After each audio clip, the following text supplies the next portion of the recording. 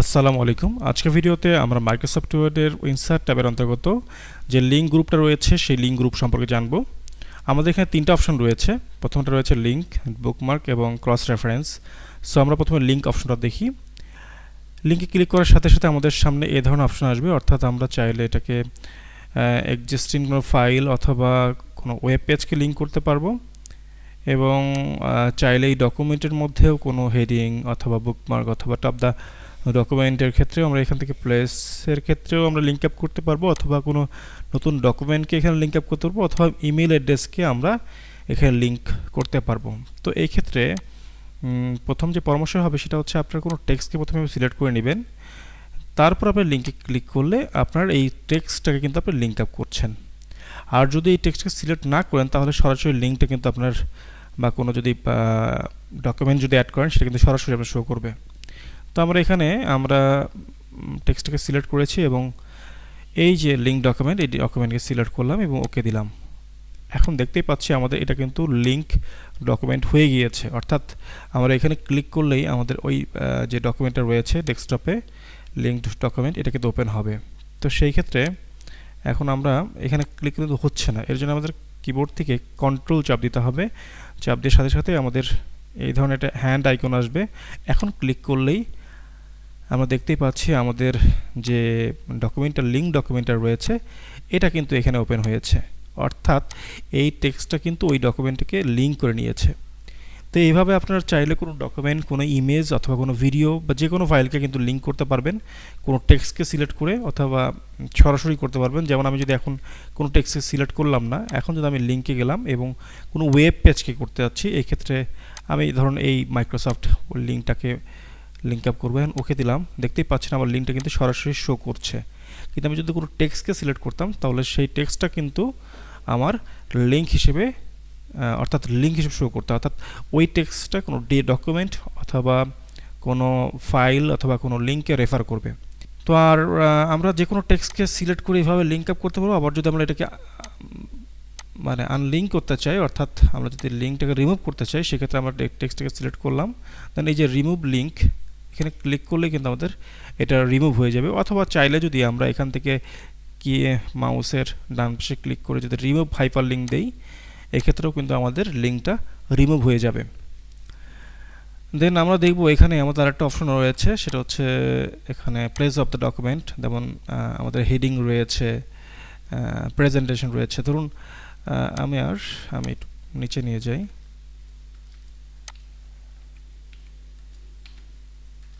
ধরুন এখানে প্রেজেন্টেশন বা আমি কিছু টেক্সট নিলাম,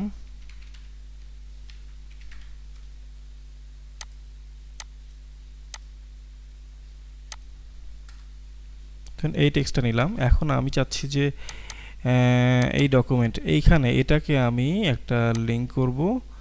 লিঙ্কে ক্লিক করলাম, এখান থেকে আমরা যে হেডিংটা রয়েছে আমাদের, অর্থাৎ এই ডকুমেন্টের মধ্যে 4টা হেডিং রয়েছে, প্রেজেন্টেশন, স্লাইড শেয়ার। সো প্রেজেন্টেশনকে আমি লিঙ্ক করলাম।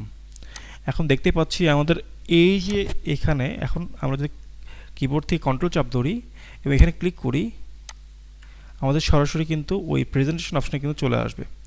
তো এইভাবে আমরা খুব সহজে, অনেক সময় এটা দরকার হয়, সবচেয়ে বেশি দরকার হয় টেবিল অফ কন্টেন্টের ক্ষেত্রে। ধরুন আপনার একটি বড় ধরনের একটা কন্টেন্ট রয়েছে, সেই টেবিল অফ কন্টেন্টে আপনার চাইলে কিন্তু এটা অ্যাড করে সরাসরি সেখানে জাম্প করতে পারবেন, অর্থাৎ এই লিঙ্কে যখন আমি ক্লিক করছি এটা কিন্তু সরাসরি আমার সেই হেডিংয়ে কিন্তু জাম্প করছে।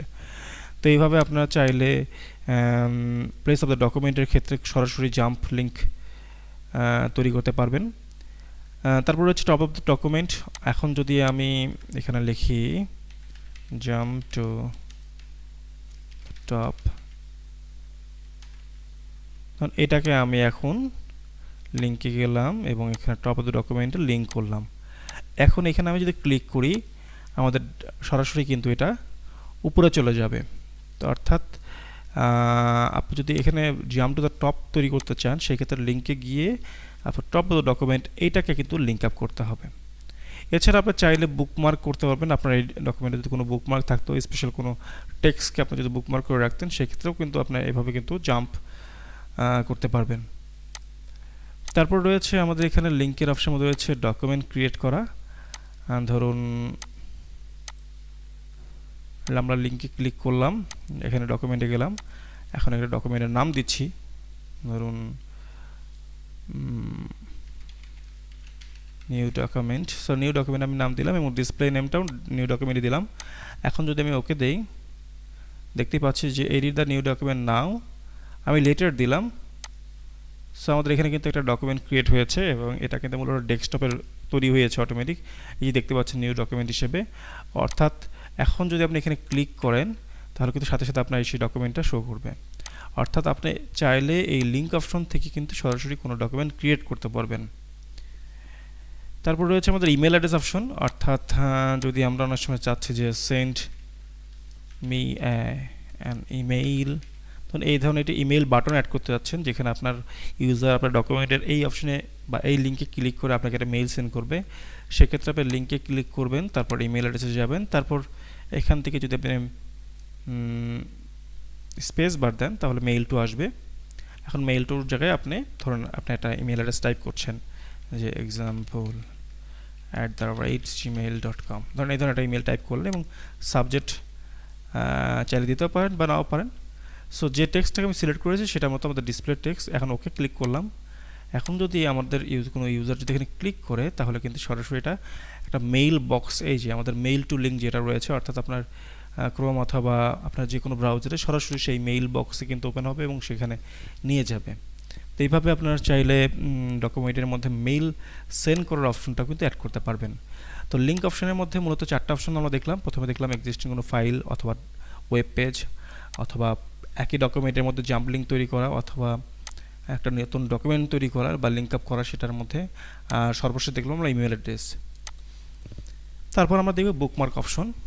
বুকমার্ক অপশনটা মূলত লিঙ্কের মতোই কিছুটা, বাট এটা ধরুন বুকমার্ক জিনিসটা কি, আপনি যখন কোনো ডকুমেন্ট পড়ছেন সেখানে স্পেশাল কোনো টেক্সট থাকলে সেটাকে আপনি বুকমার্ক করে রেখেছেন যাতে সরাসরি সেটা অ্যাক্সেস পেতে পারেন। ধরুন আমার এই লাইনের মধ্যে এই জায়গাটা রো অ্যান্ড কলাম, এটাকে আমি বুকমার্ক করব। আমি যদি এখানে ক্লিক করি, ধরুন আমি লিখলাম যে লোকেশন দিলাম, জাস্ট এখান থেকে র দিলাম, অ্যাড দিলাম,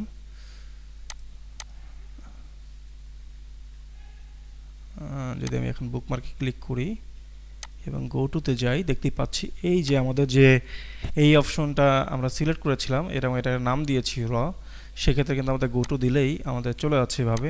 তখন এইভাবে আমরা আরেকটা নিলাম সাইডবার, এটাকে আমরা বুকমার্ক করলাম, এটাকে আমরা অ্যাড দিলাম এটা নতুন হিসেবে এবং গো টু দিলে এটাতে আসবে। আচ্ছা, আমরা যদি এখানে আরেকটা নতুন অ্যাড করতে চাই, ধরুন এখানে দিলাম সাইডবার, এটা আমি অ্যাড করলাম। আর এইটাকে র যেটা ছিল সেটা মূলত আমরা এই টেক্সটটাকে সিলেক্ট করব, বুকমার্ক র অ্যাড। সো এইটার বুকমার্ক ক্ষেত্রে এই রটা হলো এই র অ্যান্ড কলাম, সাইড বার হচ্ছে এই সাইড বার। অর্থাৎ যখনই আমি এই র সিলেক্ট করে বা সাইড বার সিলেক্ট করে গোটু দেবো তখন আমাদের সাইড বার আসবে, আবার র সিলেক্ট করে যখন গোটু দিচ্ছি তখন কিন্তু আমাদের সেই র অ্যান্ড কলামে যাচ্ছে। অর্থাৎ আপনার আপনি বই পড়ছেন বা একটা বিশাল ডকুমেন্ট তৈরি হয়েছে, সেক্ষেত্রে আপনি কিছু স্পেশাল টেক্সটগুলো আপনি বুকমার্ক করতে যাচ্ছেন, অথবা আপনার লাস্ট পজিশনে যে একটা স্পেশাল টেক্সট আপনি এডিট করবেন বা সেটা চেঞ্জিংয়ের প্রয়োজন, সেই ক্ষেত্রে আপনি সেই জায়গাগুলো কিন্তু এইভাবে বুকমার্ক করে রাখতে পারেন, বা স্পেশাল কোনো টেক্সটকে এইভাবে বুকমার্ক করে রাখতে পারবেন এবং সরাসরি আপনি চাইলে সেখান থেকে জাম্প করতে পারবেন। এই যে গো টু এর মাধ্যমে মানে এই সাইডবার দিলাম, গো টু দিলাম, অর্থাৎ সেখানে সরাসরি জাম্প করবে এটা। তো মূলত আমাদের লিঙ্কের মতোই কিছুটা, বাট এটা আপনি আসলে বুকমার্ক আপনার ডকুমেন্টের মধ্যে অনেক জায়গাতে আপনি এইভাবে বুকমার্ক করতে পারবেন এবং সেই বুকমার্কগুলো কিন্তু সরাসরি আপনি এখানে ক্লিক করে কিন্তু আপনি গো টু এর মাধ্যমে সিলেক্ট করে করে সেখানে আপনি অ্যাক্সেস পেতে পারেন বা সেখানে জাম্প করতে পারবেন। তারপর রয়েছে আমাদের ক্রস রেফারেন্স। ধরেন আপনার ডকুমেন্টের মধ্যে একটা কিছু রেফারেন্স অ্যাড করতে যাচ্ছেন, http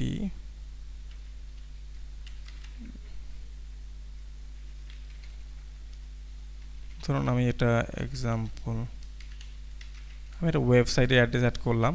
তো আমরা বেসিক্যালি আমরা দেখি রেফারেন্স কি, রেফারেন্স কোনো টেক্সট বা কোনো যে কোনো ডকুমেন্টের যে কোনো মানে কোনো টেক্সট হতে পারে, কোনো হেডিং হতে পারে, মানে যে কোনো জিনিস কোত্থেকে সোর্স অফ টেক্সট কোত্থেকে পাচ্ছেন বা সেটার সোর্স কোথায়, সেটার জন্যই কিন্তু আমরা ক্রস রেফারেন্সটা ব্যবহার করি। তো ধরুন এখানে ক্রস রেফারেন্সটা আমরা দেখাই। আমি ক্রস রেফারেন্স দিলাম। এখানে আমাদের অনেকগুলো ক্রস রেফারেন্স টাইপ আছে, যেমন হেডিং হতে পারে, সেটা নাম্বার আইটেম হতে পারে, অথবা ইকুয়েশন হতে পারে, ইন নোট হতে পারে, ফুট নোট হতে পারে। সো আমি হেডিংটা দিলাম, আর যেহেতু আমাদের 4টা হেডিং আছে, তারপর আমরা এখান থেকে যদি আমরা ইনসার্ট দেই, তো আমাদের এটা ইনসার্ট হলো। আবার যদি এখন ফটো দিয়ে ইনসার্ট দেই, এটা আমাদের ইনসার্ট হলো। তারপর স্লাইড শেয়ার ইনসার্ট দিলাম। তো এইভাবে কিন্তু আমরা 3টা ক্রস রেফারেন্স আমরা অ্যাড করেছি। এখন দেখেন আমরা লিঙ্কে অ্যাড করার সাথে সাথে সময় কিন্তু আমাদের এখানে এইগুলো কিন্তু আমাদের হাইপার লিঙ্কের মতো আন্ডারলাইন হয়ে গিয়েছিল। ইভেন বুকমার্ক ক্ষেত্রেও এটা হয়, বুকমার্কের ক্ষেত্রে হয় না, বাট লিঙ্কের ক্ষেত্রে হয়েছিল। বাট এইটা কিন্তু আমাদের ক্রস রেফারেন্স হিসেবে আছে। এখন যদি আমরা এখানে সিলেক্ট করি, কিবোর্ড থেকে কন্ট্রোল চাপ দিয়ে ধরি, আমরা দেখতে পাচ্ছি এখান থেকে কিন্তু সরাসরি এই যে control plus link current document চলে যাবে। অর্থাৎ এখানে ক্লিক করলে কিন্তু আমাদের ফটো, আমাদের যে হেডিংটা রয়েছে হেডিংটা চলে গেছে। এটা কেন হলো?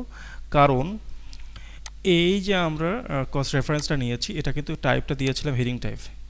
অর্থাৎ আপনি বুকমার্কের রেফারেন্স হিসেবে দেখাতে পারেন, অথবা হেডিংকে দেখাতে পারেন, অথবা ফুট নোটকে দেখাতে পারেন। আপনারা এই অপশনগুলো এক্সপ্লোর করবেন, এক্সপ্লোর করলে এই বিষয়গুলো আরেকটু বিস্তারিত জানবেন। বাট রেফারেন্সের অনেকগুলো ওয়ে রয়েছে রেফারেন্স ইউজ করার। তো মূলত জাম্প কোনো রেফারেন্স, অর্থাৎ এই ভিডিওটা আমি রেফারেন্স হিসেবে লিখলাম এখানে, বা এখানে আমি ধরুন এই যে ফটোটা লিখেছি, এখানে আমি যদি কন্ট্রোল চাপ ধরে এখানে ক্লিক করি, অর্থাৎ এই ফটোর রেফারেন্সটা মূলত এখান থেকে আসতেছে। তো এইভাবে আপনারা চাইলে খুব সহজে রেফারেন্সের মাধ্যমে আপনার ডকুমেন্টের ধরেন কোনো একটা টেক্সট বা কোনো একটা লেখা কোত্থেকে নিয়েছেন, সেই রেফারেন্সে সেখানে আপনাকে দেখাতে পারবেন। তো মূলত আমাদের লিঙ্কস গ্রুপের মধ্যে এই অপশনগুলো রয়েছে। আশা করি বিষয়গুলো বুঝতে পেরেছেন। আপনাদের যদি কোনো কোশ্চেন থেকে অবশ্যই ভিডিওর কমেন্ট বক্সে জানাবেন। আজকে এই পর্যন্তই, সবাই ভালো থাকবেন। আসসালামু আলাইকুম।